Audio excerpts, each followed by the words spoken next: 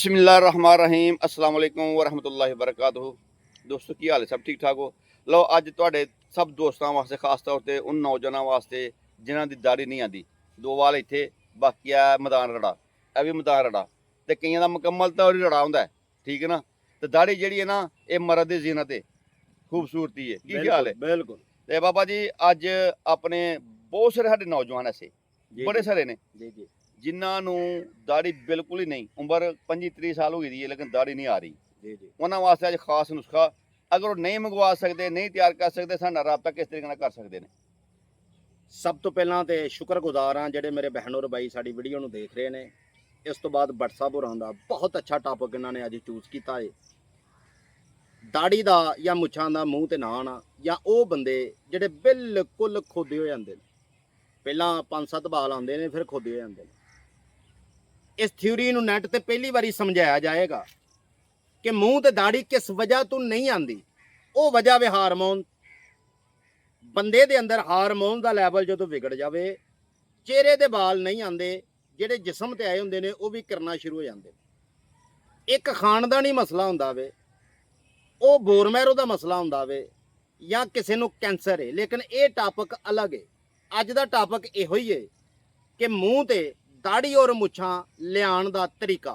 कुछ लोग अब कराची या सिंध की तरफ या पठान वगैरह मुझे काफ़ी कॉलें करते हैं, तो अगर पंजाबी में नहीं समझ आ रही तो उर्दू में उनके लिए कि जिनके दाढ़ी और मूछें नहीं आती चेहरे पर, जब तक जिस्म का हार्मोन्स लेवल बराबर ना हो, इंसान की दाढ़ी नहीं आ सकती। अब कैसे पूरा करें भाई? बड़ा आसान तरीका है। अगर आप इस वीडियो को देखेंगे, हल्दी, सौंफ और मलट्ठी, पूरी हिकमत को अगर बंद करना चाहें आप एक किताब में, तो हार्मोन्स और इन्फेक्शन, सोजे, अल्सर के लिए ये कमाल पीर साबर का नुस्खा है। सुबह शाम दोपहर आप खाएं, और लहसुन कच्चा लाजमी देसी साथ खाएं। लेकिन ज़रूरी बात है कि बाल बाहर कैसे निकालें, ये तो हार्मोन्स बराबर हो चुके हैं। तो वो है वदा का तेल, पतार जंतर से आप निकालें, कुश्ता शिंगरफ, और ख़ास करके वर्किया के साथ। ये इसलिए नहीं बता रहे कि ये जहर होता है, तो कुछ लोग ट्राई ना करें, अपना नुकसान ना करें। एक हमारा दोस्त है, अल्लाह पाक उन्हें जन्नत अता फरमाए, तो उसने सेंकिया बनाया घर में, तो साथ वाले घर वाले भी अन्ने हो गए कई दिन तक, यानी कि बड़ी प्रॉब्लम होती है। वो कहते हैं ना कि अनाड़ी का काम करना नुकसान मौत के करीब। एक मिसाल बड़ी मशहूर है।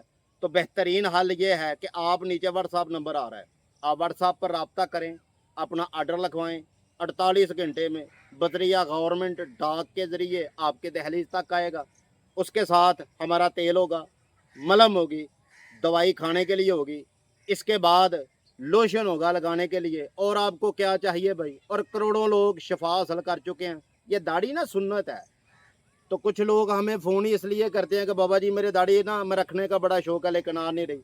तो प्लीज़ काइंडली ये वीडियो मिस ना करें, नंबर चल रहा है, फौरी तौर रब्ता करें। अल्हम्दुलिल्लाह दाढ़ी इस चेहरे पर, आप पहले भी खूबसूरत हैं, दाढ़ी के साथ और खूबसूरत लगेंगे इंशाल्लाह। जी भट्ट साहब, मेहरबानी जी। अल्लाह ने के बाद।